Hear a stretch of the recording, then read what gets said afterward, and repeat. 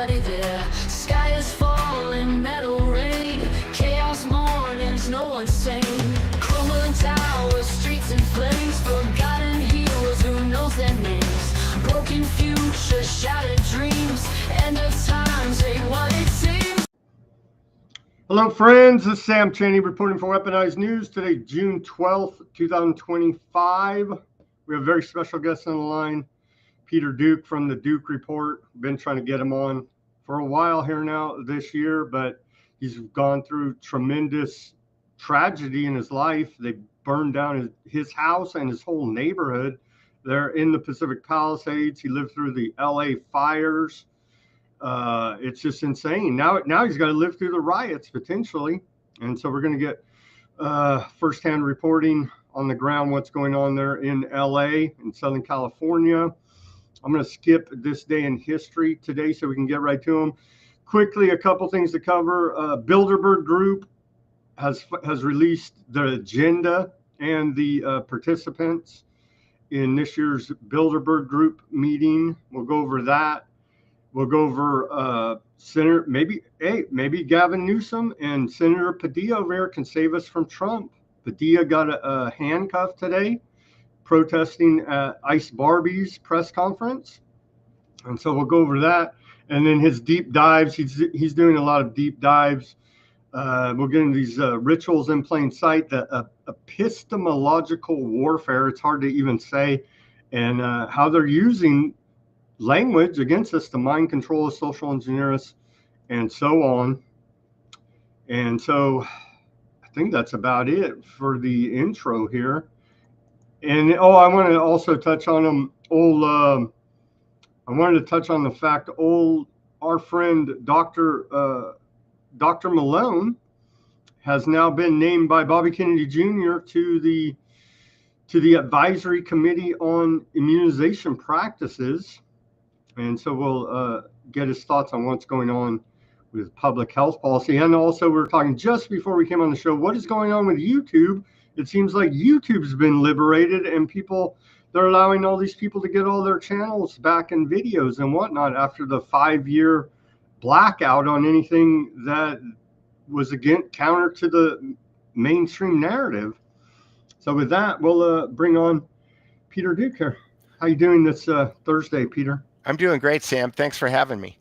Oh, thanks for coming on, man. A lot is going on. Let's go back to January, if you want to, and talk about what all you saw on the ground there with the LA, quote, wildfires, which we know in large part were started by arson, but the government wants to say it's climate change, it's wildfires. We couldn't have done anything about it. I know that had to be horrible for you, and you're still recovering, you and your wife, after having your home burned down and your whole neighborhood. What do you think is going on there? Was that to clear the way? I've been trying to follow your reports as best I can. Was all that to clear the way for a 15-minute city and this whole this globalist guy Berggruen that not many people know about, that you've been trying to spread the word about? What? Well, I think that one of the things that I've learned over the years is that I believe that these events are planned way in advance. And you mentioned Nicholas Berggruen. The Berggruen Institute released a paper called the Blueprint to Renew California in 2011, and they've been doing all of these things to kind of reinvent government in California. And it's very tough to reinvent government if you don't have a government that is dysfunctional. And so, by virtue of the fact that Berggruen has kind of like maxed out his donations to all of these politicians, and I don't know if I can share some slides with you, but I could probably run through that later. But jumping to current events, more current events. Last November, it was really weird because my wife and I lived in a. I probably have some pictures I could share. Let me see. Can I share with this thing? Yeah. Share screen. All right, here we go. I'll just show, let's see, Duke, I think this is it. Okay. All right. So here's a picture. So this is, I think this was a video that was posted today. This is a screenshot from the video. So the red dotted area in the lower left-hand corner is where I lived. There was a 8-unit, 100-year-old apartment building that was in this neighborhood that all of these houses were like $6 to $10 million houses. But because there wasn't enough multi-unit dwellings in Los Angeles, I was lucky enough to know about this apartment building when I got divorced 15 years ago, and I moved into an apartment in this building, and it was a lovely, great place. But you could see in the background there, because there's nothing in the way anymore, you could see the Wag the Dog house up on the top of the hill there. I think that was built by Bing Crosby, but I don't think he lived long enough to move into it. So his wife, Catherine Crosby, lived there. And then off in the background, the little white area is the Getty Museum, and right next to that is the Berggruen Institute. So just so that people have a lay of the land, this is kind of my neighborhood. And there are this was a neighborhood of about 200 or 300 houses, and you can see that 3 of them made it in this image. So I'll stop sharing and then I can start talking. Why do you think those 3 houses didn't get burned down in this whole thing? I saw reports about if they had their smart wall or smart meters, even, that if those get hot, then it ignites even a hotter flame. And I saw reports that could have been causing, because of course there's a conspiracy. I don't believe they use direct energy weapons. I believe it was more on the ground. Like if you had a Tesla power wall, for example, with solar, and that all those lithium ion batteries got really hot for a fire, that like caused intense heat to make it that much hotter and just like literally blowtorch everything. Do you think that was happening there? I think there were directed energy weapons, but I think they were drones. Drones using directed energy weapons. Yeah, well, no. Let me see. Share this tab instead. Okay, I'm sharing a screen. So this is a company called Drone Amplified, and Drone Amplified makes fire starter drones. They fly over and they drop these. Let me see if I can find the video. I've seen a few videos. They say that's just for controlled burning, nothing to worry about. Well, they say it's for controlled burning, but like any tool, Sam, you can use it. You could use a hammer to build a house, and you can use a hammer to bang somebody over the head with it. To destroy a house too, yeah. So I don't know if you're getting the audio. I'm getting it. Yeah. One of the best ways to combat wildfires is to use controllable, low-intensity fires that consume the fuel on the ground that would otherwise help a large, intense fire spread. Ignition spheres, similar in size and shape to a ping pong ball, are a great way to ignite a low-intensity fire. They can be dispensed using Drone Amplified's drone-based system and custom flight control software to safely ignite low-intensity fires over a large area. Ping pong balls, as they're commonly referred to, has a dry chemical in it called potassium permanganate, and when you inject the ping pong ball with glycol or antifreeze, you get a reaction about 30 to 45 seconds later. The reason we use ping pong balls is because we can drop it from the air. They ping pong down through the trees and get to the ground level, so we can establish a backing fire, which generally, ecologically speaking, is more healthy for the forest, and it doesn't generate crown fire generally, because we can control the intensity of the heat. If we start at the top and bring a line of balls across the top and then step that down the ridge, you create a less intense fire and just generally underburn the large fuel mass that's generated under, however many years of conditions they've had since the previous fire. Drone Amplified has combined tested and proven technology with cutting-edge innovation in hardware and software to provide a safe, affordable, and effective way to advance the efforts of protecting our land, communities, and firefighters. So I just want to be clear that it's even effective, Peter. They just told us. Yeah, I just want to be clear too that I'm not accusing Drone Amplified of starting the fires. I'm just saying that there's technology out there to do this that exists. And by matter coincidence, one of the super scoopers on January 8th hit a drone. And the person was arrested, tried, and convicted in like 3 days. Now, here's where it gets interesting. The guy claims, and the picture that they show, all of these things are on different stories on my Substack, which you can get to by going to thedukereport.com. But what's interesting is that the guy who they arrested, the story is that he flew a drone from the top of a parking structure in Santa Monica, which is about 2.5 or 3 miles away as the drone flies. And the winds were gusting like 50 or 60 miles an hour. And I don't know if you've ever flown a DJI drone, but that's a pretty severe environment to fly a little drone like that, to fly that many miles out of line of sight, with those incredibly high winds. But here's where it gets interesting. The guy who they arrested for flying the drone turned out to be the president of a video game company. And I don't know about you, but most video game companies that have, a lot of employees, you would think that the president of the company would have better things to do than go out and fly a drone. But here's where it gets more interesting. His company is owned by Larry Ellison's son. So I think Larry Ellison is on the steering committee of the World Economic Forum. And he also provides, he's the CEO and president of Oracle that has all of these CIA contracts. So it's very curious that the president of a video game company that is owned by Larry Ellison's son is out flying a drone 2.5 miles from where he claimed that it took it off, at the same time that super scoopers are running into drones. That is all a strange coincidence. Yeah. So anyway, backing up before that, in November of 2024, my wife and I were woken up. This is about 5 weeks before the fire, and I've posted video about this too. I can go find it if you want to see it.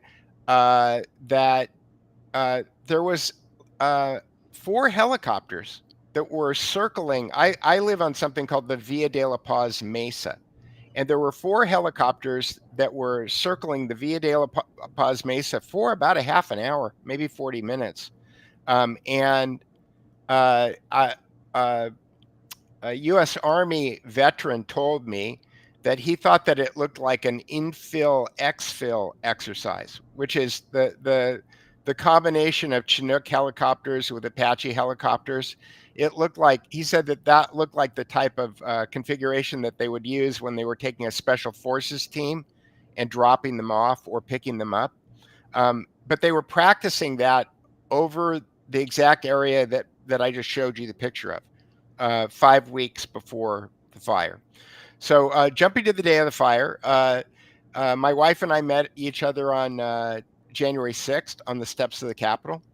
And we celebrated our anniversary of our meeting each other on January 6th, and then we were woken up on January 7th by super scoopers flying over our house.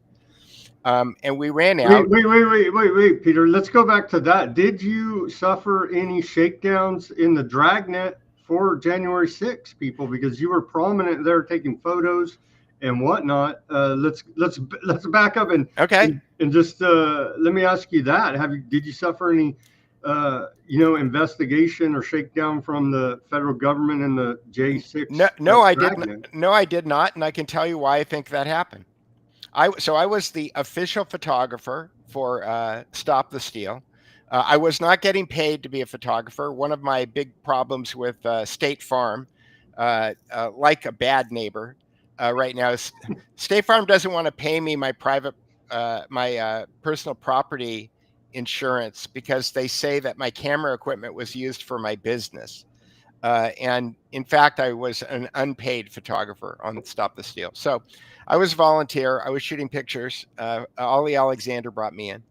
And I very quickly, after things started to go crazy, long story short, I had a VIP pass. I was at Trump's speech. I was in the front row. I was there with, all of the usual suspects that were in the front row there. And then because I was shooting still photographs, I decided to leave, and I tried to get to a place. There was a stage that was supposed to be set up between the Capitol building and the Supreme Court, where Donald Trump, at the end of his speech, was scheduled to lead a march down Pennsylvania Avenue to the Capitol, like Martin Luther King. Okay. And Ali Alexander and back then you really believed in MAGA, right? oh yeah, this was the day that all stopped. Okay. This was the end of Peter Duke. I was believing in MAGA at that point as well. So no, I was a true believer. I was all in. And when Ali Alexander called me up and asked me if I wanted to participate, he said, "Do you want to help save the world?" And I said, "Yeah." And he goes, "Well, you want to come take pictures?" And I said, "Yeah." And that was it. So I made my way, after almost getting killed in a crush of people because there was no crowd control. I made my way to the back steps of the Capitol, the east steps of the Capitol, which is between the Capitol and the Supreme Court. By the time I got there, there was already massive demonstrations going on in the front. People had already broken into the front of the Capitol, but there was no way to tell that from the outside because all of that action was going on underneath the bleachers. So if you were walking up the mall towards the Capitol, you saw a bunch of people in front of the Capitol. You saw a bunch of protesters. You heard a lot of noise, but you didn't see anybody breaking in because all of that action was going on underneath the bleachers. You couldn't see that from outside. So I made my way around to the area where I was supposed to meet Alex Jones and Donald Trump and Ali Alexander. And I showed my credentials. I went through the gate. I made my way to the area where I was supposed to meet them. And I turned around and there were all of these guys. I will describe them as high and tight and squared away. That is, they all had civilian clothes on, but they very obviously, to me, looked like military guys that were dressed as civilians. Okay. And they were and they were talking to the guards. They were talking to all of the Capitol Police who were behind the gates. And then they were going and they were disassembling all of the gates. And this is just immediately after I had to show my pass to get through the gates. So I showed my pass. I went through the gates. 30 seconds later, I turn around. There's people taking the gates apart. And then they're waving their arms and they're urging all of the MAGA people to come in to the back steps of the Capitol. And I thought, well, this is not normal. Like, this is not anything that anybody told me was going to happen. And all of the people that I was supposed to meet, it didn't look like they were going to be able to get there. And so I thought, well, I better just go start taking pictures. And so I documented the entire event on the east side of the Capitol, which was between the Capitol and the Supreme Court. And what I noticed very quickly, and again, I didn't think about this in real time, it was only in retrospect that I kind of like reconstructed what was going on in my head. But there was two kinds of people there. There were people who didn't know what was going on. I was one of them. And there were people that looked like they knew exactly what was going on. And all of those people were high and tight, squared away, and using military hand signs. Okay. Doing stuff like this. And so instinctively, I just started taking pictures of those people. And I believe, and the next day after, everything had gone down, Ali Alexander called me up and he said, the FBI wants all your pictures. And I said, okay. And within about, an hour of him asking me, they were all in a Dropbox, and I had delivered all of my photographs to the FBI. And what I believe, and I never got a phone call from the FBI. I never got a subpoena from the January 6th committee. nobody ever asked me one question about it. And I believe it's because I definitely identified the command and control operators on the east side of the Capitol, and I took pictures of them. And not only did I take pictures of them, but like on my Peter Duke Photo Twitter account, which I can bring up. I have two Twitter accounts. I have the Duke Report and I have Peter Duke Photo. On my profile, I'll share this. Ding. Screen share. Twitter. There we go. This is my photo. These are the two guys. And I have a dozen or so pictures of these guys and a third guy that I believe were doing the command and control on the east side. And when I say command and control, I mean that at one point, all of the police, Capitol Police, were standing at the bottom of the steps.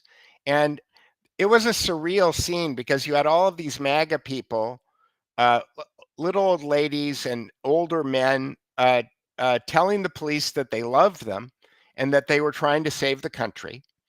And then at a certain point, these two guys, actually the guy in the red hat and another guy that was working with him, I'm going to stop sharing this for a second because it's not that interesting. They started making all these hand signs and the police backed up. They started backing up the steps of the Capitol. And to my eye, it looked like they were taking command and control signals from these two guys who were standing on top of a vehicle. And I was taking pictures the whole time. And that's why that guy said, hey, that guy is taking pictures of us. So my guess about why I never got subpoenaed by the January 6th committee and why the FBI has never called me is because I believe that I have identified the command and control structure on the east side of the Capitol, and they don't want that put into evidence. You think they would burn down your house over that? I think they probably would. They're crazy. Yeah, this again, it's called goal stacking. These globalists, if they can, the other thing about my neighborhood is that there's 150 million barrels of oil under my neighborhood, and Getty Oil, not Getty Oil, Occidental Petroleum. Occidental Petroleum owns the drilling rights to the oil that's under the Palisades, but they're not allowed to drill there because in the 1970s and the 1980s, the people of the Pacific Palisades got together and got the city to pass a ballot initiative telling Occidental Petroleum that they weren't allowed to drill for oil underneath the Palisades. Well, all of the people who organized that thing in the 1980s are either dead or homeless right now. So it'll be interesting. I don't think that Occidental Petroleum will run in there and say, hey, I want to start drilling now. But I've got a feeling, I think it's called goal stacking. You know, you're doing a real estate redevelopment program. You're doing a little energy deal. You know, there's all kinds of different reasons why you would want to burn down all of these houses in the Pacific Palisades. But there's lots of reasons. Like I said, my house sat on top of 150 million barrels of oil. Wow, we're seeing that low sulfur, the best kind. We're seeing that same strategy all over the world. It just broke right now as we came on air that Israel attacked Iran. They bombed Iran right now. So we can look for that to escalate potentially. Hopefully it doesn't. Yeah, hopefully the Iranians do the same thing as the Russians and they go, you shouldn't have done that. I think that there's enough smart people in the world that maybe we can avoid World War III. I was talking earlier. I just got this book a couple of days ago, 2 World Wars and Hitler. Have you heard of this book? I saw you guys talking about it on your last show your last stream that you did. Was it yesterday? I think. Yeah, it'll blow a lot of people's minds. You know, Yeah, and I was talking to George Webb about it today too, because he was kind of defending Israel a little bit yesterday. And I said to him, I said, George, Israel was created by the same people who created Hitler. Like, you can't square that circle. You know what I mean? Like, you have to. That's a great segue. Not to get off of the fire story, but who's running all? I've been trying to tell people, explain it through LaRouche, through you, other sources. That okay, I call them aardvarks. I don't even call them because of the censorship. But the aardvarks, let's say, we know who we're talking about. They're allowed to post their war crimes all over the internet, and then get and be the bad guy to the world. But at the top, who's pulling their strings? UK Western intelligence is pulling their strings. Well, again, UK Western the intelligence agencies work for the money. Okay, and when I say the cartel, and when I say the money, well, yeah, but you have to understand that we all have banks, right? Okay, the banks have bankers, and the bankers work for the people who own the stock in the banks. Okay, so I don't even believe the Rothschilds and the Rockefellers are at the tippy top. Okay, I think they're at the top of what we can see.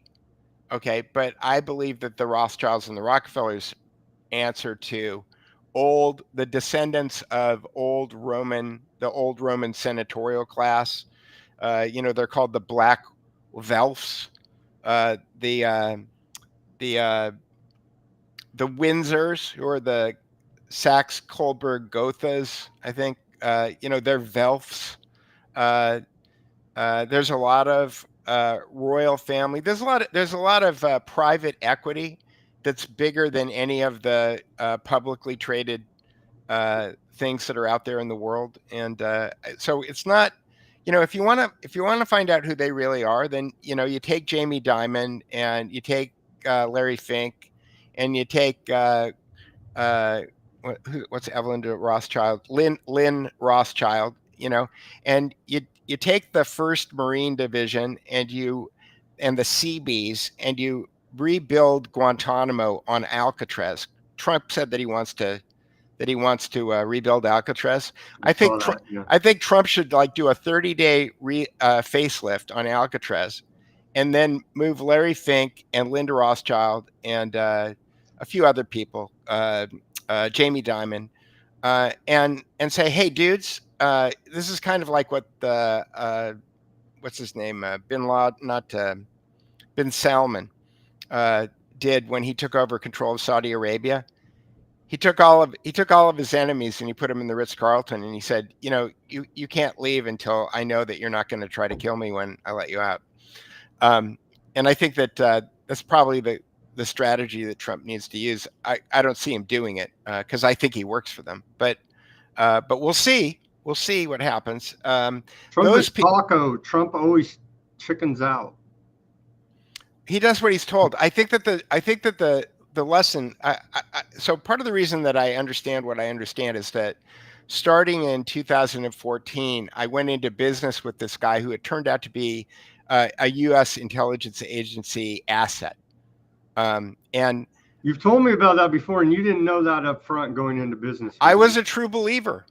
I met Andrew Breitbart in 2010, and he said politics is downstream from culture. And I thought, I used to be a photographer, and I can do vanity. I used to work for Vanity Fair, and I can do pictures that look good, and I can make people look good. And as soon as I started doing that, New York Times Magazine sent a reporter out, and they called me the Annie Leibovitz of the alt-right. They tried to, paint me as some kind of they tried to paint me as an anti-Semitic white nationalist, which is funny because I designed the online education system for the Shoah Foundation Institute. So I designed all this entire Holocaust education network. So it's really hard to paint me as a Nazi, Anyway, I was a true believer, and I got into business with this guy. I did 2 or 3 different businesses with him. I did Got News, which was a news outlet, and then we did a crowdfunding site called WeSearcher, and then I did another crowdfunding site called Free Starter. And then one day my partner calls me up and he goes, you'll never guess what happened. And I said, what? And he said, I found $20 million in Bitcoin on an old laptop. I bought it when I was drunk in college and I forgot that I had it.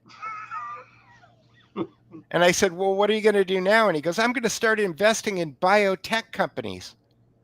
So. And what year was this? This was 2017, 2000. Was it 2017? I don't know.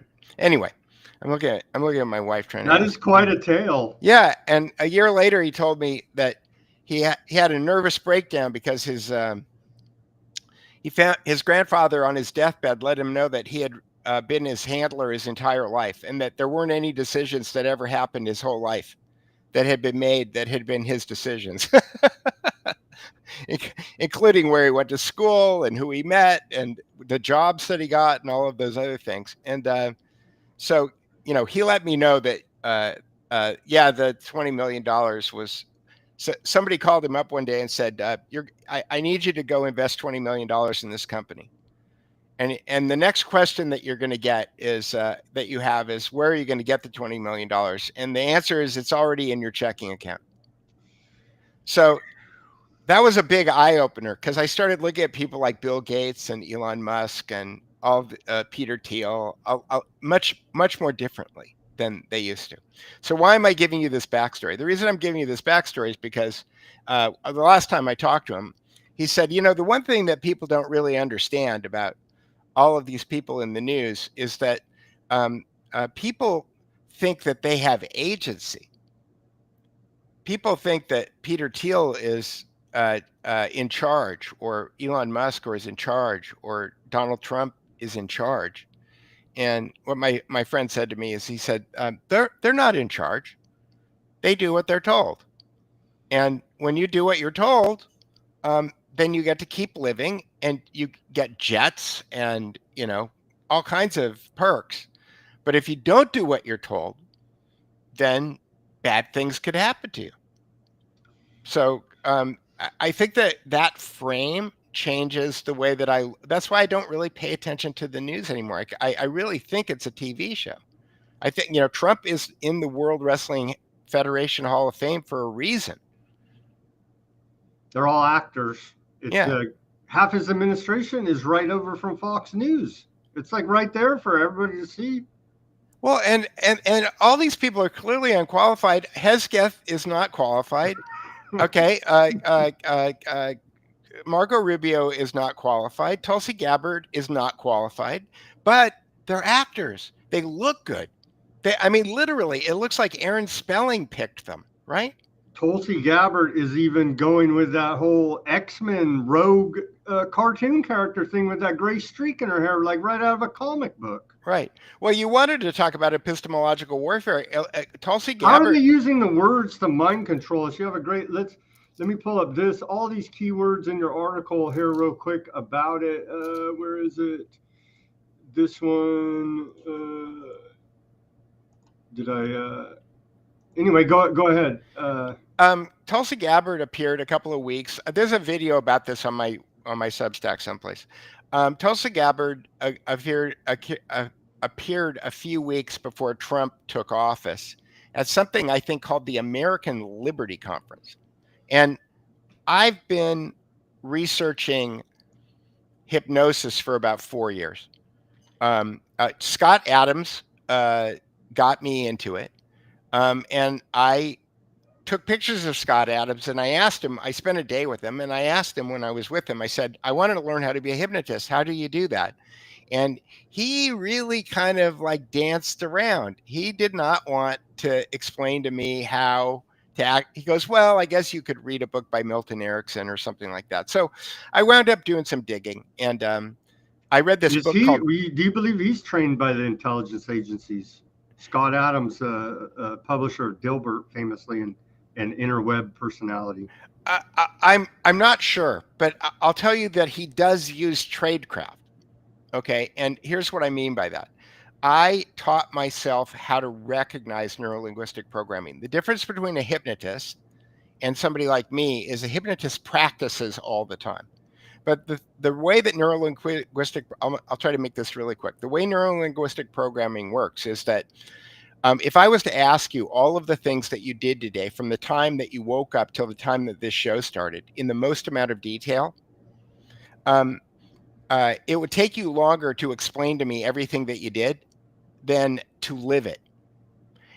And so if I ask you about your day and I say, how are you doing today, Sam? And you say, I'm doing fine.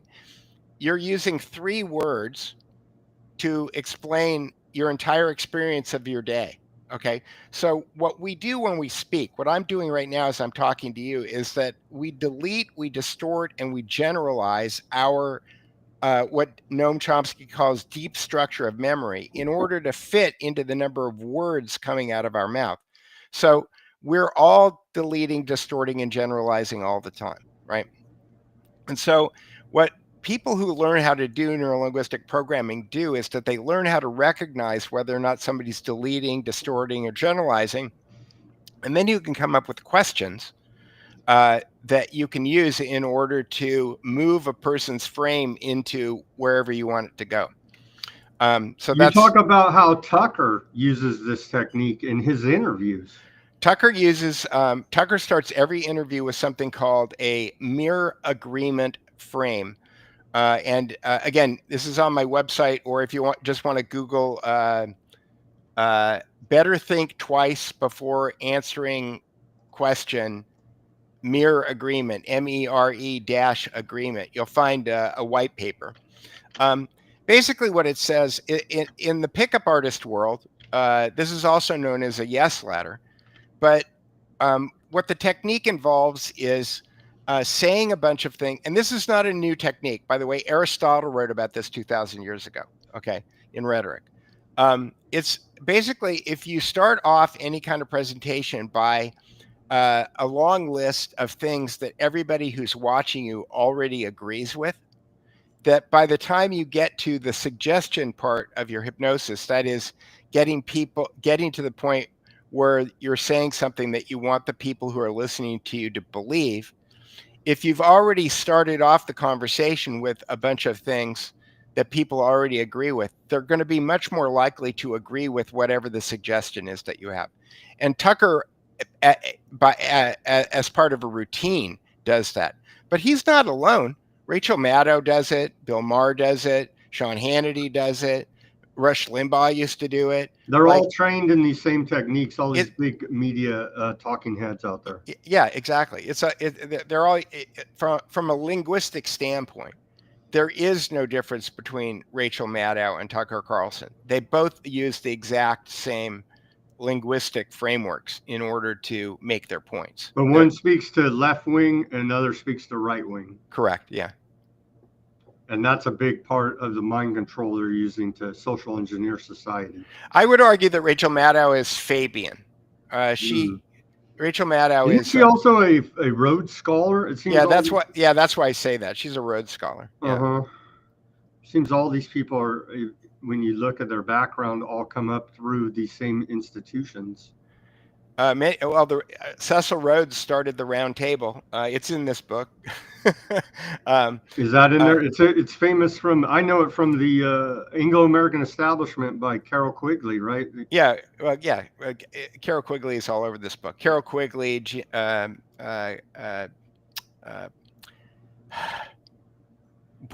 Preparata, my buddy Guido. He's all over this book too. Anyway. So they go to these places and they get trained in all this stuff, and then they get installed as talking heads or politicians or whoever, business leaders, influencers, right? In different industries and positions to influence the mass public. Correct. And they've been handpicked and trained up a long time ago. Right. So what's interesting though about learning neurolinguistic programming, and I've talked about this before. There was the book that I thought was the best book for learning how it works is also an incredibly salacious book. It's called The Game by Neil Strauss, and it's about pickup artists on Sunset Boulevard. But it's a well-written handbook on how hypnosis works, and it's got a great syllabus, and that's how I learned about Richard Bandler and John Grinder. Neurolinguistic programming, by the way, I'm convinced is a U.S. military program. There's nothing new about it. Okay, it's like I said, the techniques are thousands of years old, but the United States Army in the late 1970s and 1980s wanted to be able to train people how to do it. And so this guy, John Grinder, who's U.S. Special Forces intelligence, retired, got together with a grad student named Richard Bandler, and they put together this program called Neurolinguistic Programming, and they trained this. They had an assistant that they trained named Tony Robbins. And Tony Robbins' first contract, there's a video, it's on my website, of him talking about it. He talked to, what's his name, Bet David. There's Peter Bet David, I think is his name. Yeah, Tony Robbins talked to him and explained to him how he increased the ability of American soldiers to kill people with pistols. He doesn't frame it that way, but that's how I'm framing it. And that was like his, and Bandler and Grinder and Robbins had a lot of military contracts because they didn't want to do the killing with a pistol like that up close because it's more personal, and so he got them over the humanity of the whole act. No, he talks about shooting paper targets and the accuracy of paper targets, but we all know why you use pistols. Yeah, to kill people. You don't use pistols to shoot paper targets. So up close. Terminating people. Right. So so it seems like the boom, boom, boom, kind of Jason Bourne kind of shooting was Tony Robbins is probably responsible for a lot of American soldiers being able to do that. Wow, what an achievement. Yeah. Anyway, language, liberty. Tulsi Gabbard. Tell us about liberty. I saw you posting that we've been deceived by the meaning of liberty. Explain the difference between liberty and freedom to us. Okay, and this goes back to Fabius Maximus. Fabius Maximus is the namesake of the Fabian Society. And if you go to the Fabian website, or if you go to the Fabian Wikipedia page, Fabius Maximus is famous for slow attrition, for like moving things slowly. Okay. But one of the things that you don't read about on the Fabian website or on Wikipedia, and only if you go to a book that was written by someone who went to Oxford, which is called the word freedom in Greece. I'll have to go find the name of the book. I write about it. It's on my Substack. Anyway, freedom means the ability to do whatever you want. Okay, and it's closely associated with our internal thinking processes, right? Liberty is freedom that somebody allows you to have. And the thing that's implicit about the word liberty is that if somebody gives you that freedom, they can also take it away from you. And so the real question, when you look at the word liberty on all of the things that are associated with, and there's hundreds of them, it's not just the United States, but here I'll pull up the seal of the Senate of the seal of United States. So they've been selling us this idea of freedom, liberty in the back, when they all know that it's just what they are allowing us to have. Yes. United States Congress, right? United States Senate. Sorry, Senate. And yeah, this is the big tell here. All right, and I'm going to share this. And you nailed Doge right off the bat. As soon as they announced it, you started calling out that funny hat and all this kind of stuff, right? And you're like, wait a minute, this is all goes way back, some kind of a cult ritual. Right. Well, I am standing on the shoulders of giants. Lyndon LaRouche put together a lecture series in 1992, I believe, called Palmerston's Zoo. Yep. And- I covered it on this show, but yeah, tell us about it again, please. Yeah, and Palmerston Zoo basically is a 4-hour lecture, which I have recreated at the Duke Report. The only existing copies of it online were the terrible YouTube videos that look like they were made with VHS tape, and the audio is terrible, the lighting is terrible, the video is terrible. So I found the scripts, and then I used AI to turn it into a podcast, and it sounds pretty good. Like, you can get through it. But beyond that, for every lecture, I went and I researched all of the things that they talk about. So for each podcast on the Duke Report website, there's all the lecture notes for that section of history. See, that leads me, for people that don't know Palmerston, leads me to say that they're using Israel as a scapegoat there when the real power's back in the UK. And so they've allowed anti-Semitism, clear hate against Jews all over the internet, and now they're going to crack down over that, I believe, is what's coming. Well, there was a guy named Henry Wentworth Monk, okay, who his handler was John Ruskin. John Ruskin was Cecil Rhodes and Arthur Milner's handler at Oxford. And during the Civil War, John Ruskin dispatched Henry Wentworth Monk to go meet with, now the British were supporting the South during the Civil War. So he sent Henry Wentworth Monk, who was a Canadian, to go meet with Abraham Lincoln. And Henry Wentworth Monk went and met with Abraham Lincoln in 1864 during the middle of the Civil War, okay, to petition Abraham Lincoln to support the idea of creating a Jewish homeland in Palestine. He was an Anglican. In 1864. So and there's a book written that I again, I'm rebuilding the book. 2 days after the fire, my website went down. My Duke Report website. I know we're jumping all over the place. Peter, I felt like I finally made it because the Weaponized News feed made it on the Duke Report, and then the fires burned it all down. And so I'm selfishly wanting the Duke Report website back up there. Well, I'm fixing the book section first, and then I'll move on to the feed reader, which is how Weaponized News. Yeah, and I don't know if you noticed, but the number of feeds on the Duke Report was getting smaller and smaller and smaller, because as I started to realize that there's this permanent dialectic that we're in all the time, and that there are certain players like the Rachel Maddow team, and their entire point is to keep all of those people frozen in that political mindset. And then there's the Steve Bannon team on the other side, and their entire purpose is to keep all those people frozen into that mindset. I just started getting rid of anybody who is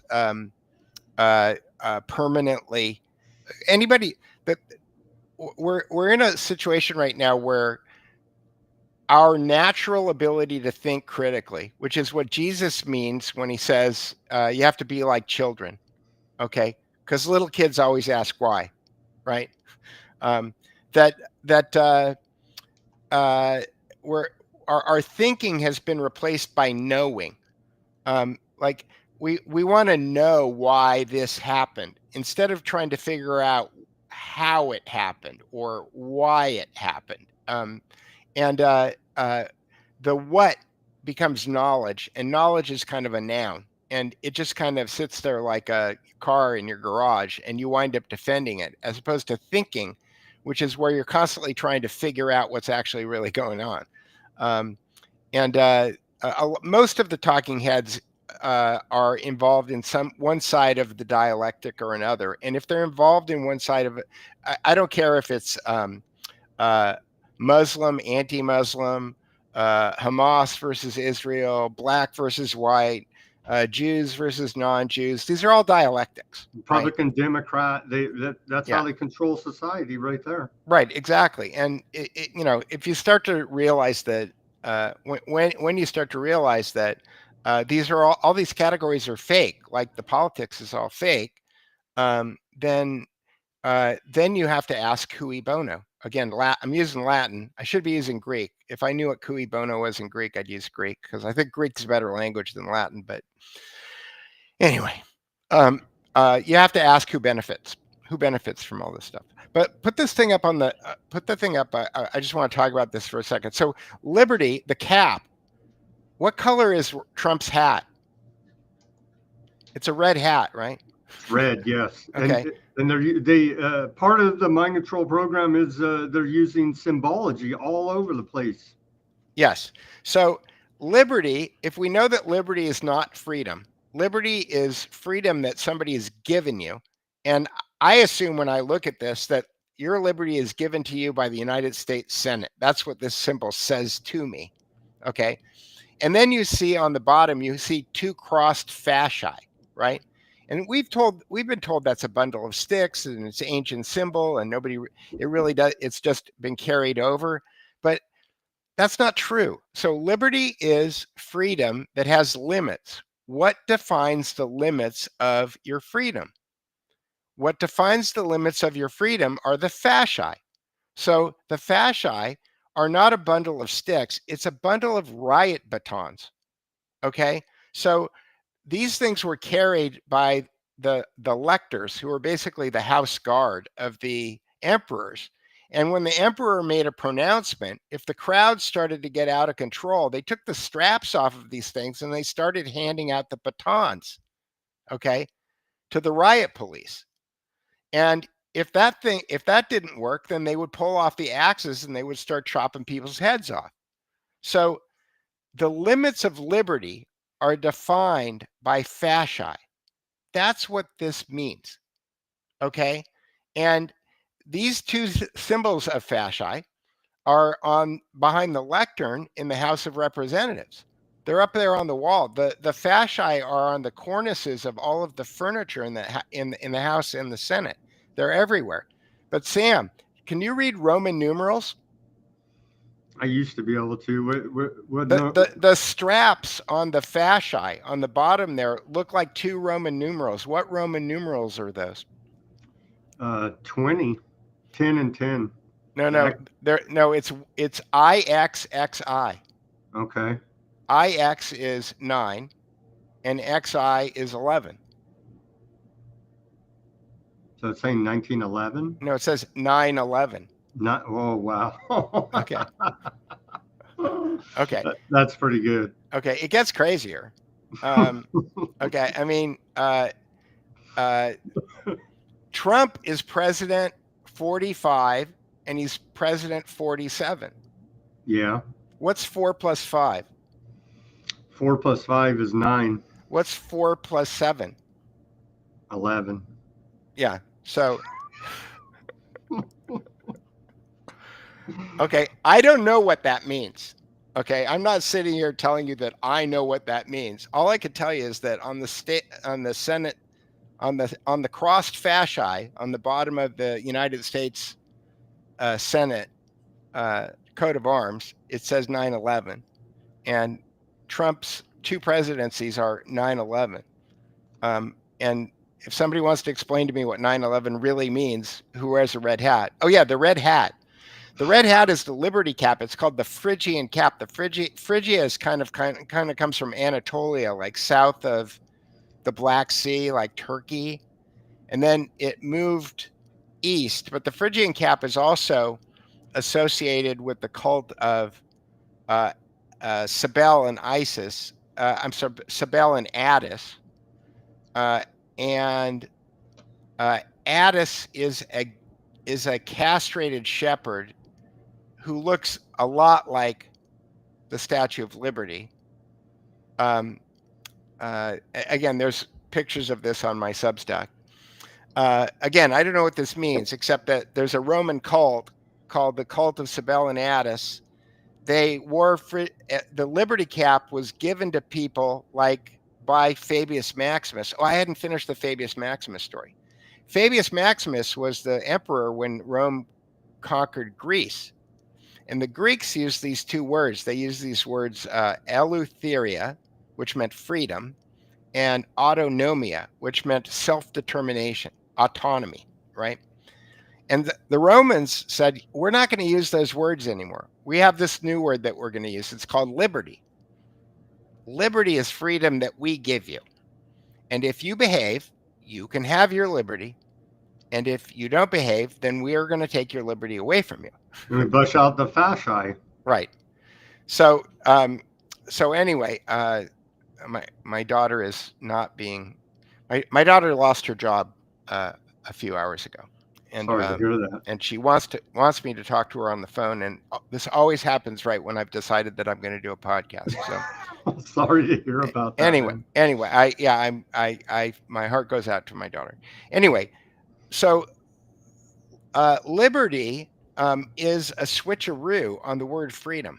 Okay, and so when I hear when I read now, again, getting back to the epistemological warfare, when I read, was it Nathan Hale who said, "Give me liberty or give me death"?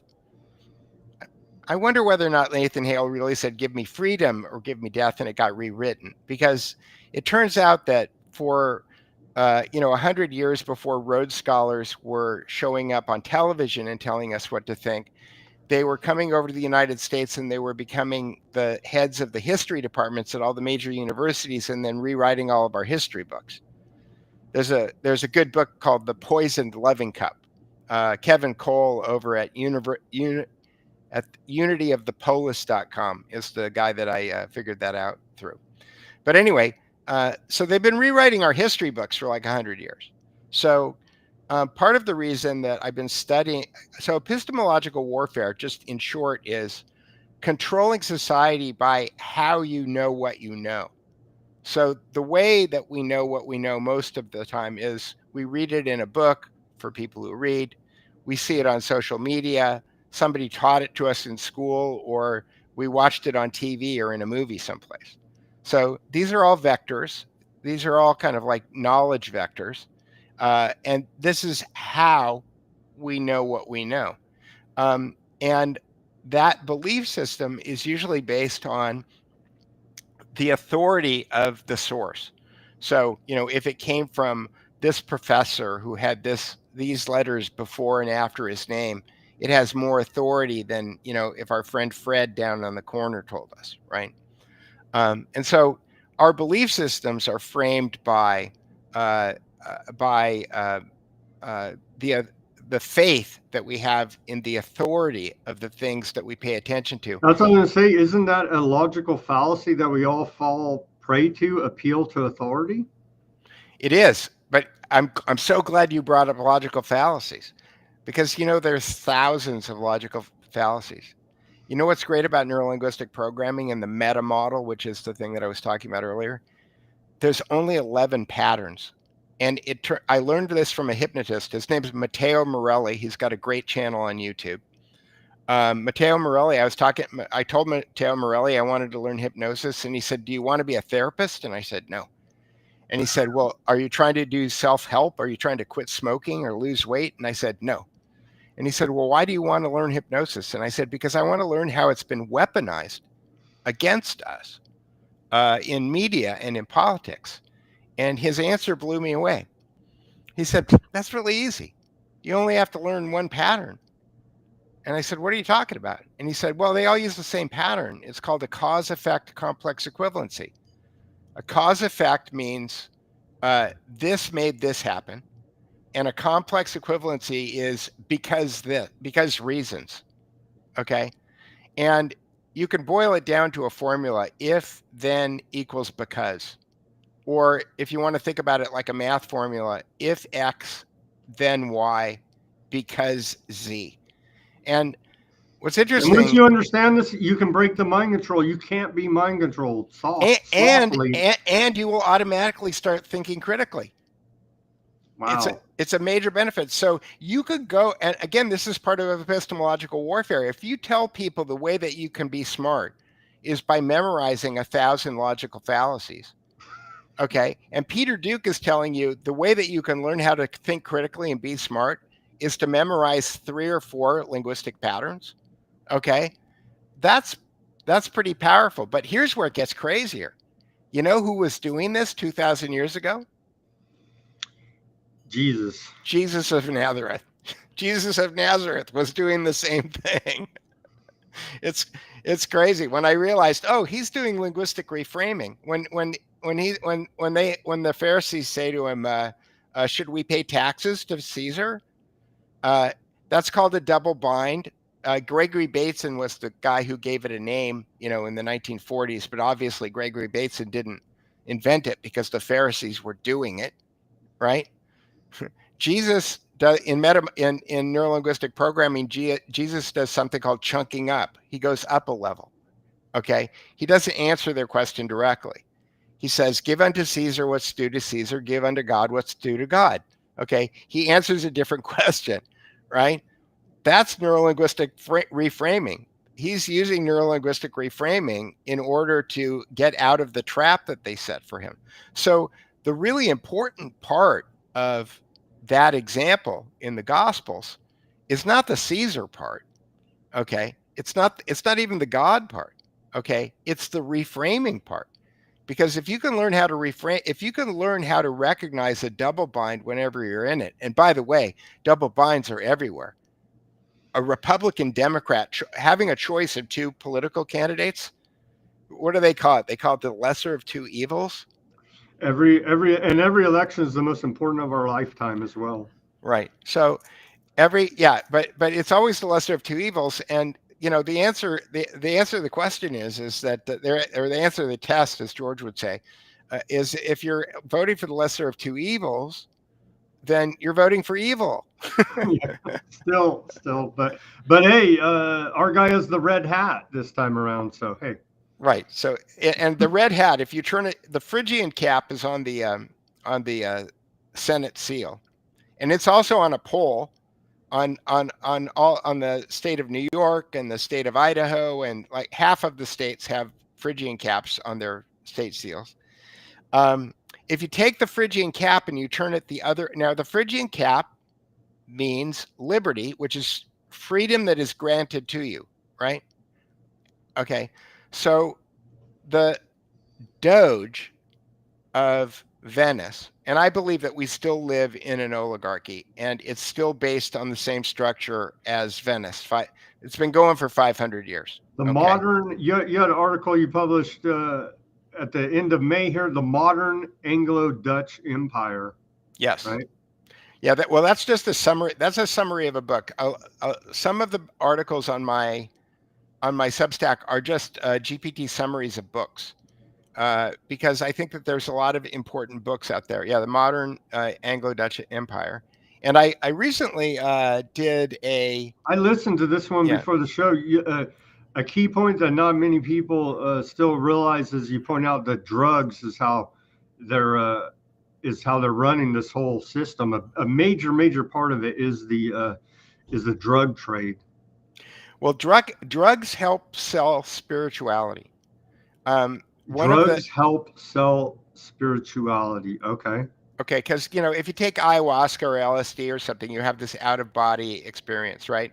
And there's a lot of evidence that there's a crazy guy who I listen to sometimes named Ammon Hillman, and there's a hallucinogenic drug that just kind of grows as mold on wheat called ergot, and if you take it, it gives you it makes you sick like psilocybin, but it also makes you high like psilocybin. And so there's a lot of evidence that I think a lot of people back then were getting high. But the reason drugs become an important control vector, and I think that they've been a control vector for thousands of years, is because you can convince people of a lot of things when they're high. You can do lots of magic tricks, and I define magic as taking something that's self-evident and wrapping it in a mystery, and then putting somebody in between you and the thing that's self-evident. So, for example, Penn and Teller, if you go and see them in Vegas, right? They've got mechanical contraptions and all kinds of things that they've worked on and they've patented and they've invented, and they've got all kinds of word play that they use. They've got all kinds of sleight of hand that they use in order to misdirect your attention. But at the end of the day, they've got a lot of mechanical devices. They've got smoke and mirrors, right? There's there's a great Matt Ehret talks about this all the time, and Cynthia Chung. There's a story by a guy named Frederick Schiller called The Ghost Seer, which is about this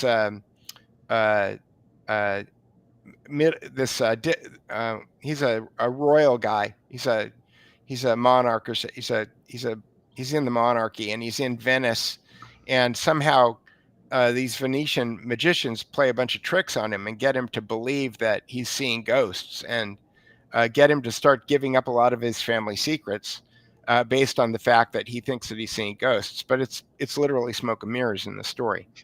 And so I think that drugs play a major component in initiation rites, getting people high, convincing them that they've seen God, and then it's part of the big mind control matrix. And it also generates a huge amount of money, and it's also very good for destabilizing society.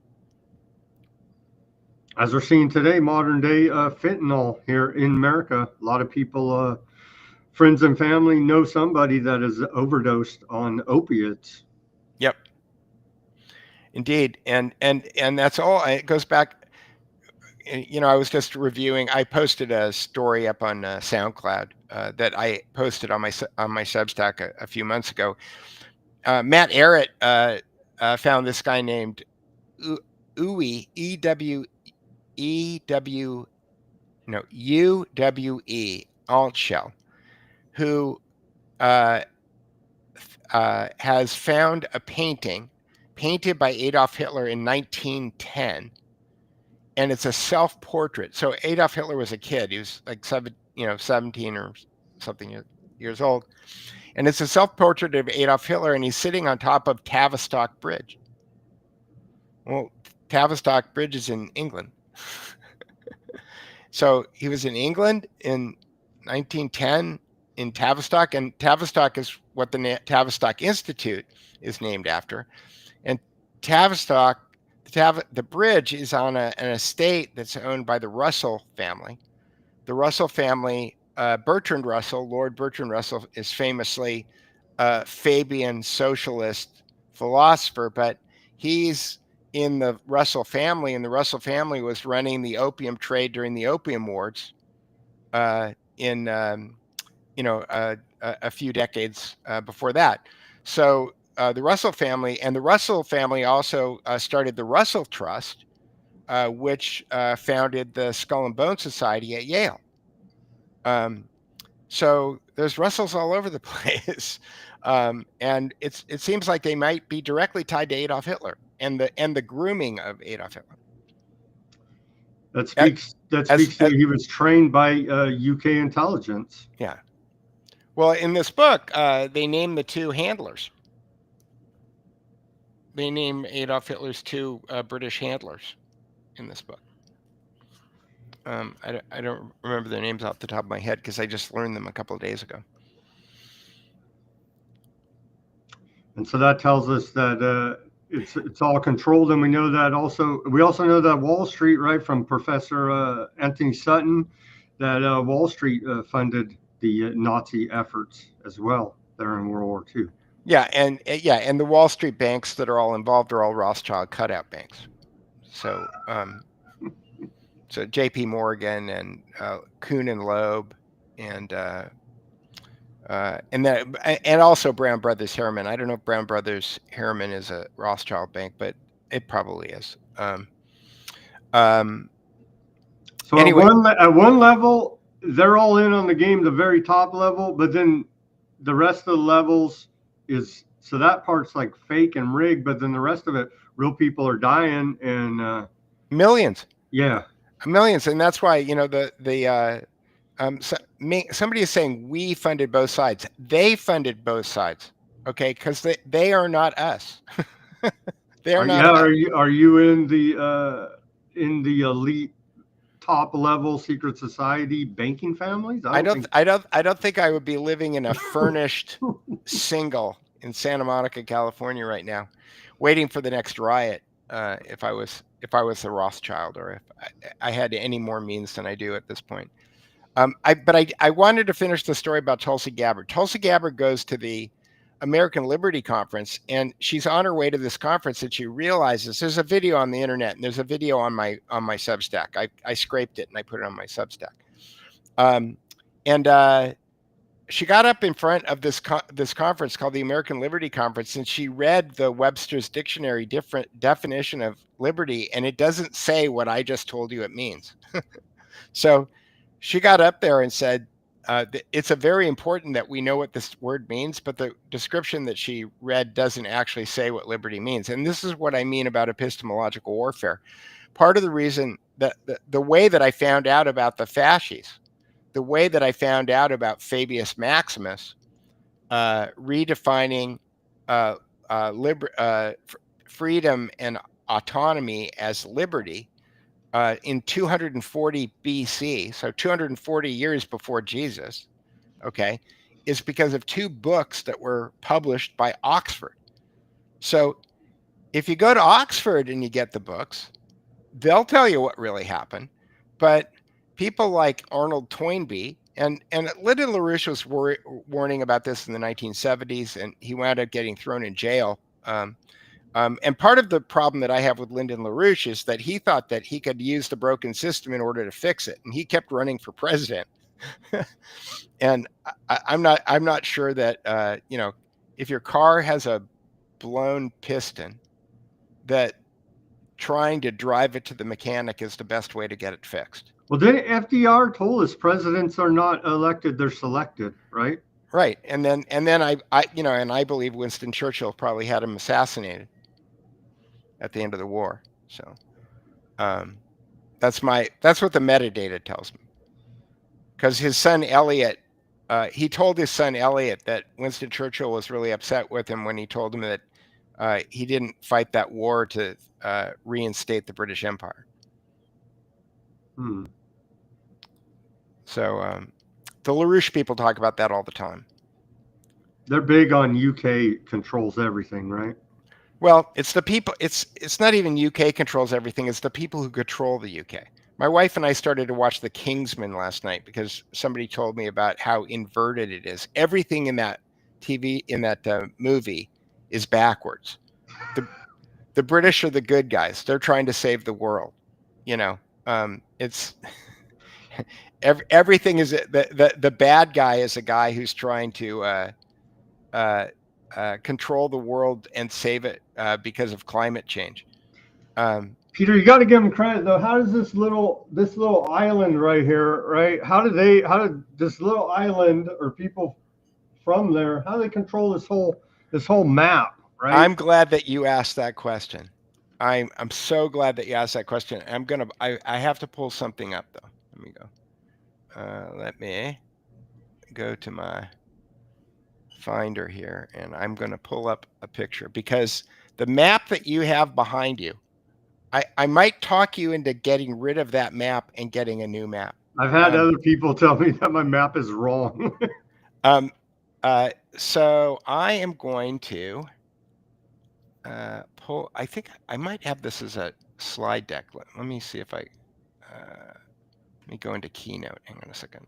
Keynote, file, open. Do I have a Mackinder? Mackinder map. I do have it. Okay. Why is it? Okay, here in we the go. chat, they're saying City of London. It is the City of London, which is like isn't it a separate city state within the larger London? It is a sovereign entity, okay, which means that it okay, so Mackinder, I'm sorry, I'm trying to do two things. It is sovereign, which means that they have autonomy over the rest of the country. They don't have the same laws. They have like the Vatican, like CERN, like the Bank of International Settlements. They are all sovereign, meaning they are outside of the hand of governments. Okay, so I don't know what the best way for me to do this is. I should have. All right, I'm just going to pull this map up. Here we go. No, yep, here we go. Ping, and then I'm going to share it. So the map that you have behind you is a National Geographic Society, I think it's a Mercator projection of the world. This is not the map that the globalists use, okay? This is the map the globalists use. I've seen you report this before. Explain this to us, please. Okay, Let me put that on the screen. Okay. There we go.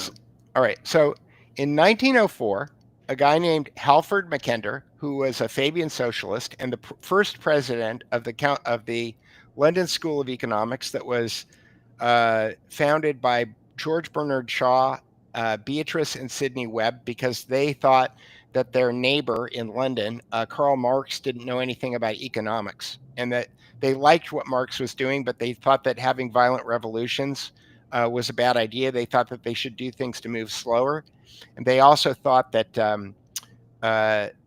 that he really didn't know anything about economics, and so that's the rift between the great revolutionaries, right? The Fabians and the Marxists. That's right, and they started the London School of Economics.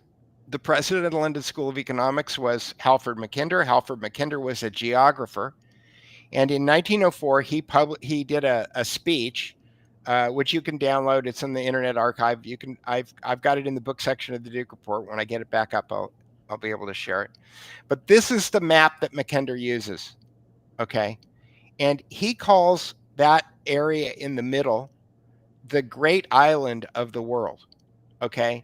And there's another part of this map that I'm gonna stop sharing this for a second, and I have a different version that I will share. I was trying to do this as a slide deck so that I could go through it. I might try one other thing here. Heartland, where's the Heartland? Here we go.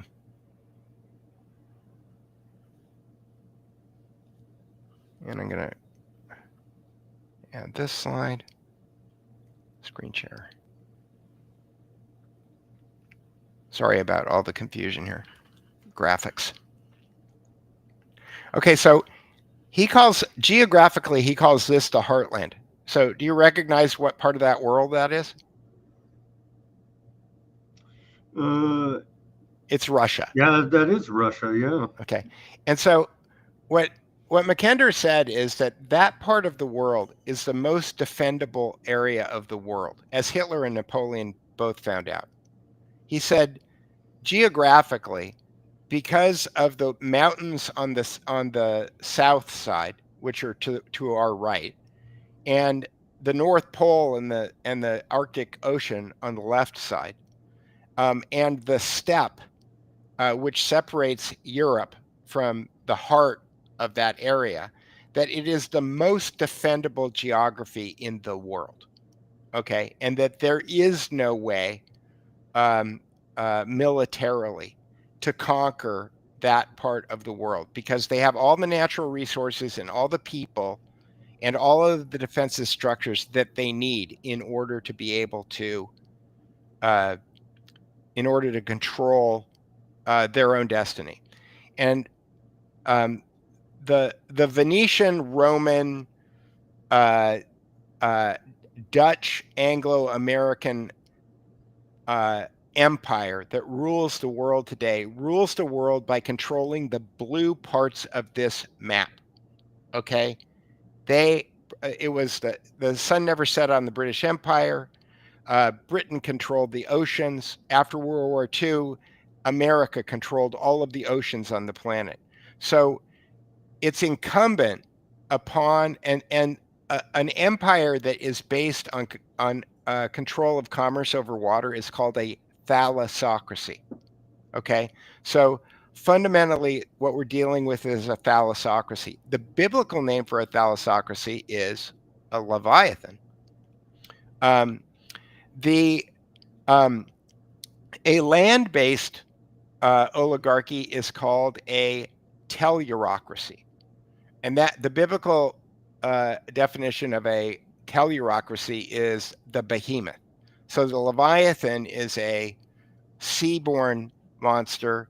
The behemoth is a landborne monster. And so what Mackinder said is that because Eurasia, the heartland, is attached to Europe, to China, to India, to the Middle East, and then to Africa through the land bridge of Sinai, that if the people who control the heartland, who are the Russians, ever figured out a way to broker peaceful relations with all of the people on the quote unquote great island of the planet Earth, there is no amount of military, economic, or other type of warfare that could be used to control that tellurocracy, to control the behemoth.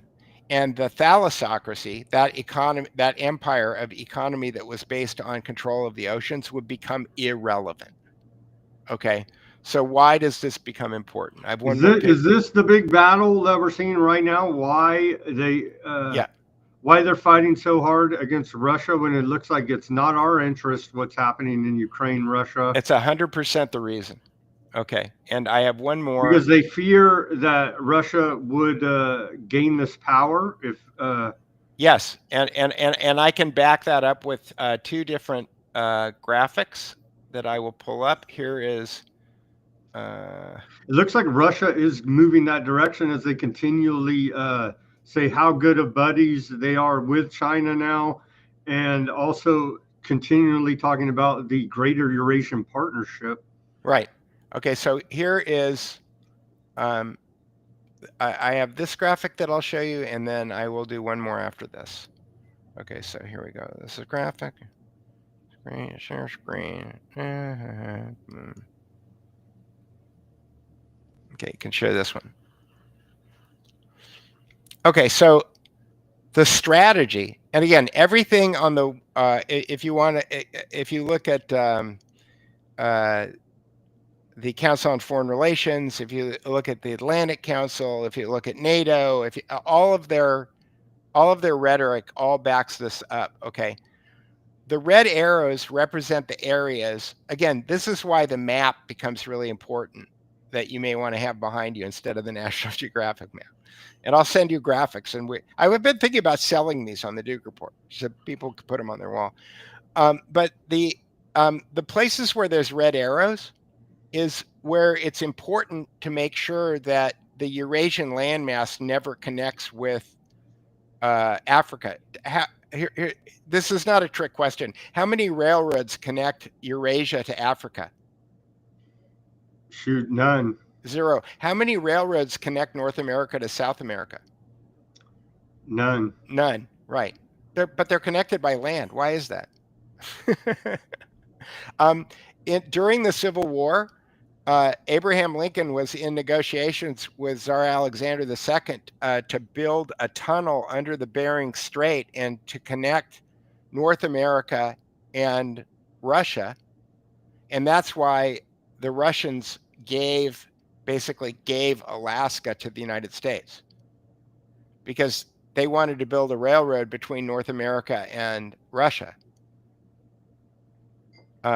Again, the thalassocracy does not want that to happen. So if you look at the red arrows, the one on the left is the Rock of Gibraltar. The next one over is Ukraine. The next one over is, let me see. That's like Turkey and Greece. And then there's the Kurdistan is the next one over. And then Iran. All of these areas are the places where we have trouble spots in the world right now.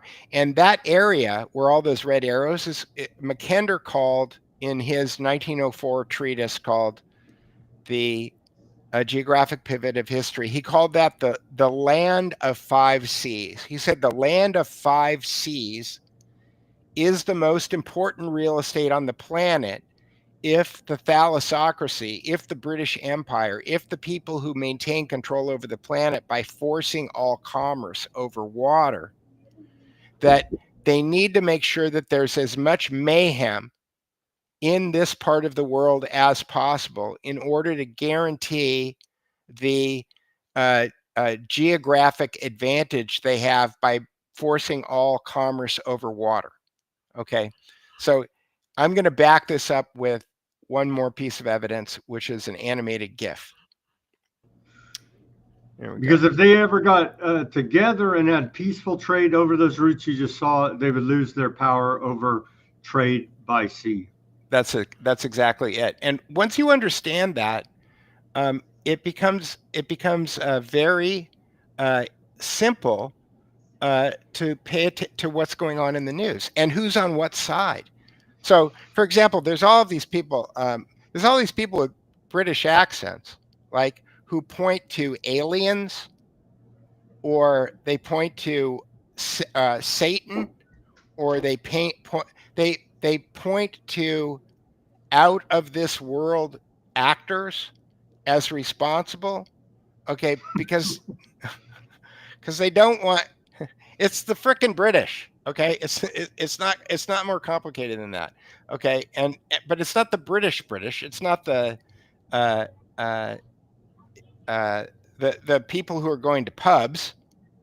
They're victims of the system, just like all the rest of us. Just as many of them have died in stupid wards as we have. Right. Okay, so this is the last. Okay, so this is the last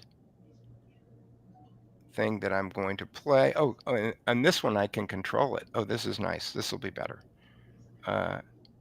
Okay, view. I'll just share it. View, window. Here we go. All right. So maybe I can hide the thumbnails. Try hide thumbnails. Hide sidebar. Here we go. Okay. So there's Halford Magender on the right there, and this is the logo for the United States Army, the United States Military Central Command. Now, I have a question for you, Sam. Again, these are rhetorical questions. I'm not trying to trick you, but Sam, why is the Central Command for the United States of America not in Wichita, Kansas, or Kansas City, Missouri? I hear you. In the center of America. In the center of America. Mm-hmm. Why is Central Command? Now, the logo, you got the eagle, which is the Roman eagle, right? The eagle of Rome. Okay. And if you look behind it in the little map, this little map is on the Central Command logo. In fact, I think I can hit my arrow keys, and because we're making damn sure they never have peaceful trade routes through that region. Okay. The I should have pulled this up first. The logo for Central Command has the exact map that is in the 1904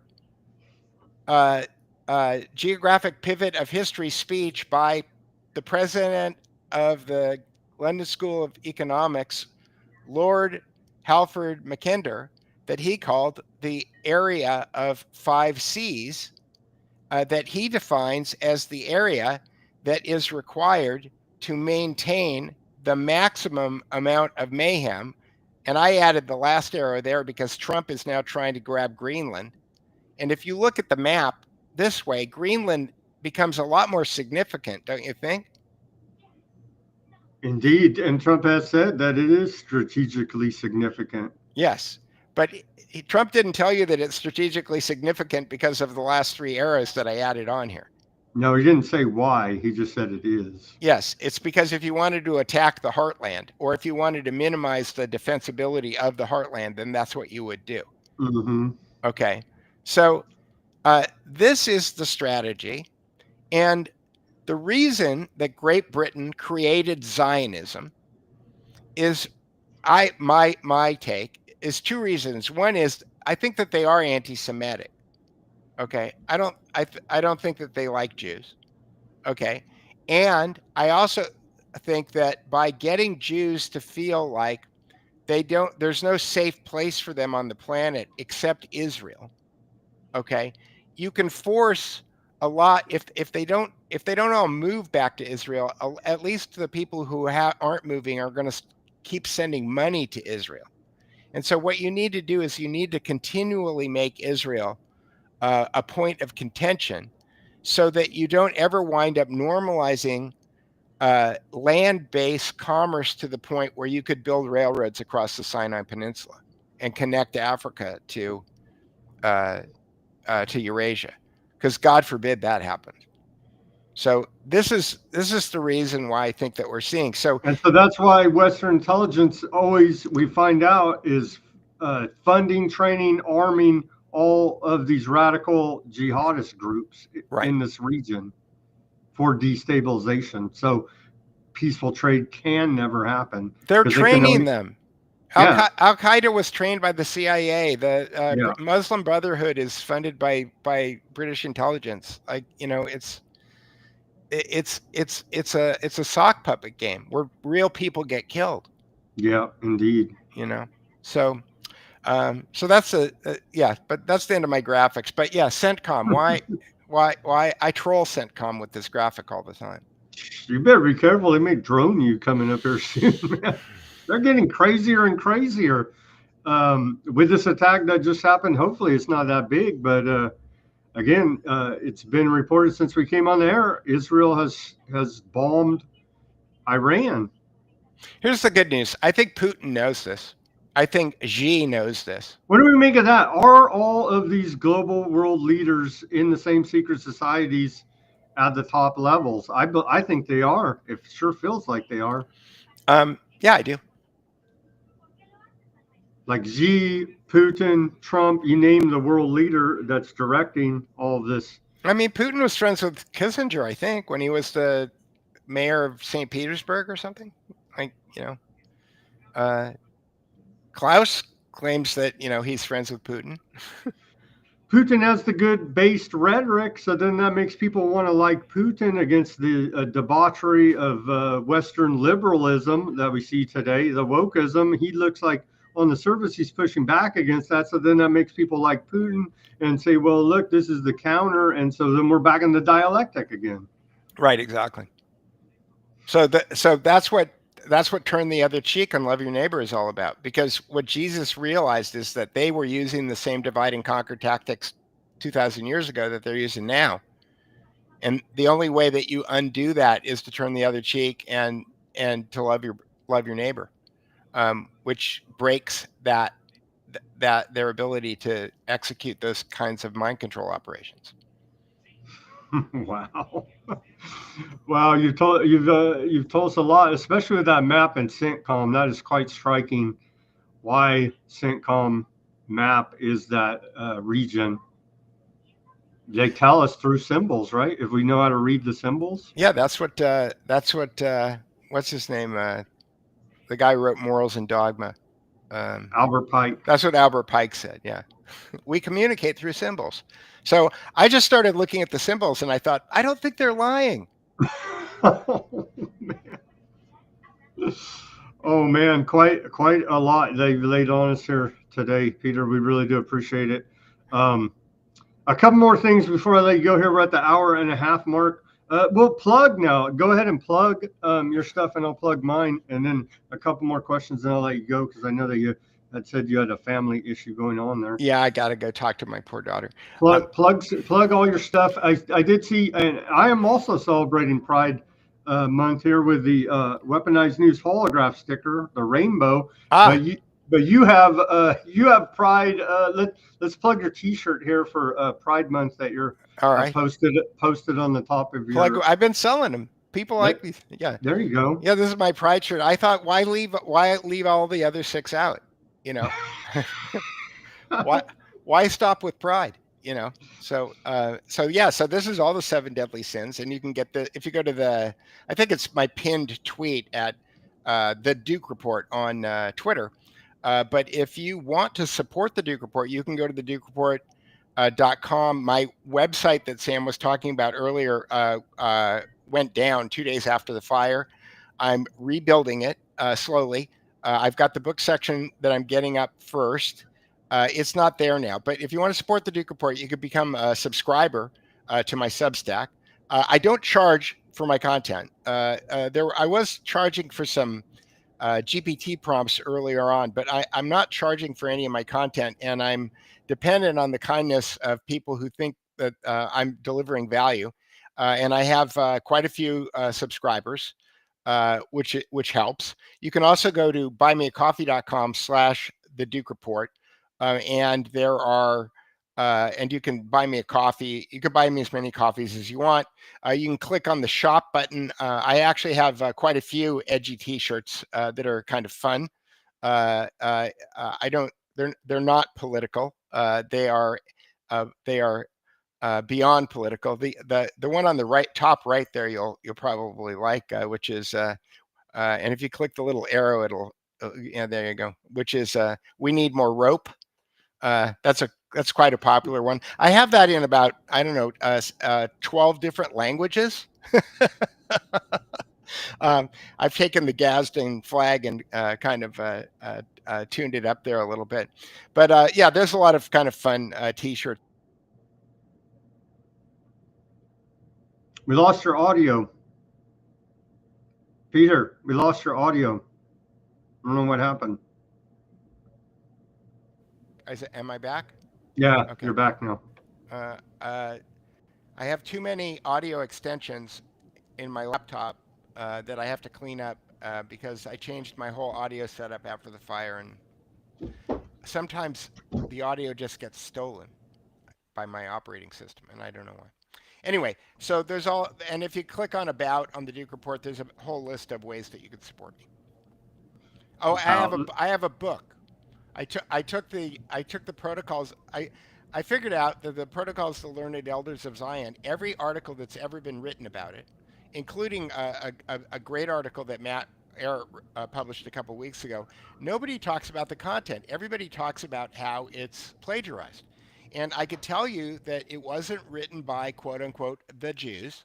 It was written by British intelligence, but that doesn't mean that it's not true.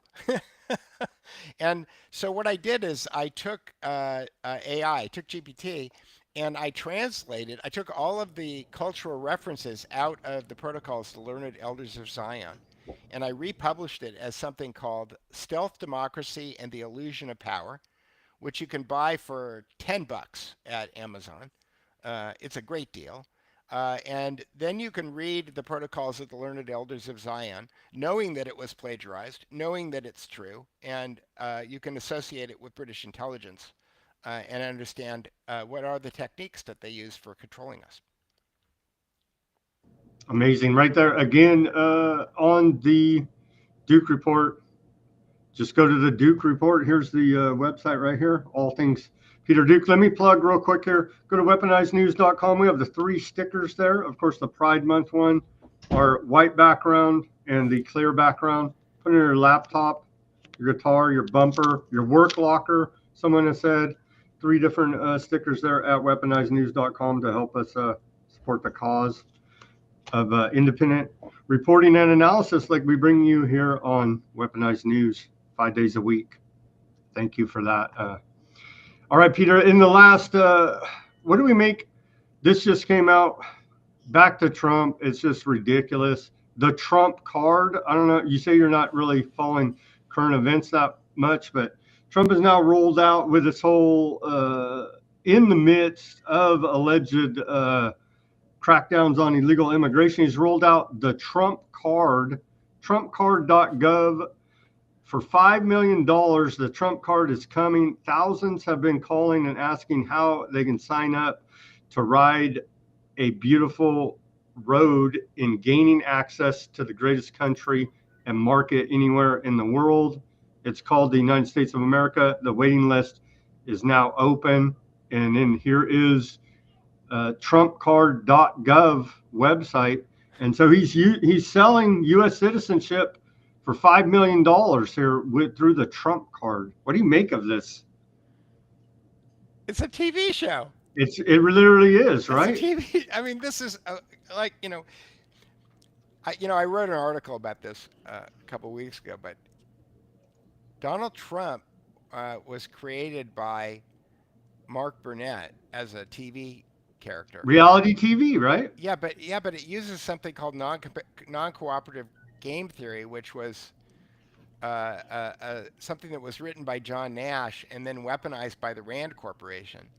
And it's a form of mind control. And what's interesting about Mark Burnett is that Mark Burnett was a guy who was selling T-shirts on the sidewalk in Los Angeles before he became a showrunner. And it kind of reminds me of Chris Carter. I used to work I built the first World Wide Web entertainment website. I built the xfiles.com for 20th Century Fox. So I used to work with Chris Carter. Chris Carter, before he became the most successful showrunner on television with the X-Files, was the editor of Surfing Magazine. And so these like beachy guys, you know, wind up becoming these incredibly powerful showrunners. I want to know what that career path looks like. You know what I mean? It's like, what is all that about? And do you have any knowledge if X-Files was getting their scripts from the intelligence agencies? I have it on. I had dinner the other night with somebody who told me that they used to work with Chris Carter. And again, I work with Chris Carter, but he never told me this. But it's another friend of mine who worked with Chris Carter, and she told me that the CIA was in his office every week. So that's your next level Mockingbird media through fictional scripts. Right, exactly. Well, it's all fiction. It's all fiction. The tagline of your site, right? It's all. Yeah, the tag. Yeah, and I learned this from working with my insurance. My intelligence operative partner. All news is made up.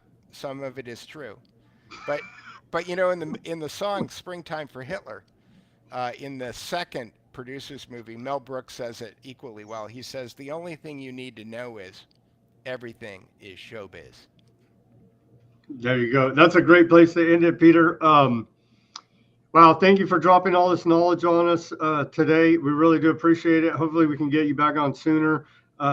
Everybody go support Peter. He's going through a lot. You're still trying to land over there after. Are you going to get compensated from the state, the city, the county, your insurance? I don't know. And, you know, I'm going through it right now because here's the thing. I literally had the best deal and lived in the nicest place, I believe, in the world. And so there's not, everything is a compromise at this point. Like everything that I'm looking at is not as good as what I had. And so I'm just gonna have to reconcile myself with that and my family, you know, my daughter and my wife and, you know, all of my friends, you know, my neighborhood is gone. Like I don't have all my neighbors are not my neighbors anymore. You know, they're scattered to the wind. We call it Pali Shima. You know, it's and they're going to blame this on an ember or something. They're not going to go look for the oligarchs who started this fire.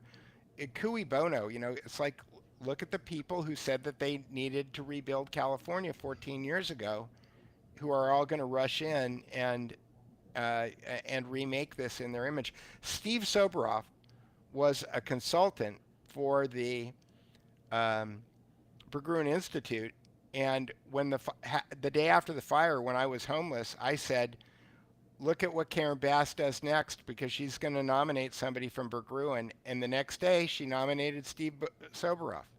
Okay, and Nicholas Berggruen, over the years, has had 3 different senior officials, including a fire captain and the chief of the Los Angeles Fire Department and the assistant chief of the Los Angeles Fire Department, have both been consultants to the Berggruen Institute. Okay, so he's got 3 different LAFD connections. My question is, are those guys Freemasons? You know, how many Freemasons are in the Los Angeles Fire Department? That's a question I have. Maybe somebody out there in the audience knows. That's a very good question. That explains how they're all working together in lockstep. Indeed. All right, Peter, thank you very much. Everybody go to the Duke Report to check out his great work. As always, everybody do your own research. Peace, love, and liberty. We got to change up liberty now that we learned about it. Peace, love, and freedom. Peace, love, and freedom. Speak out and take action. And we'll be back here tomorrow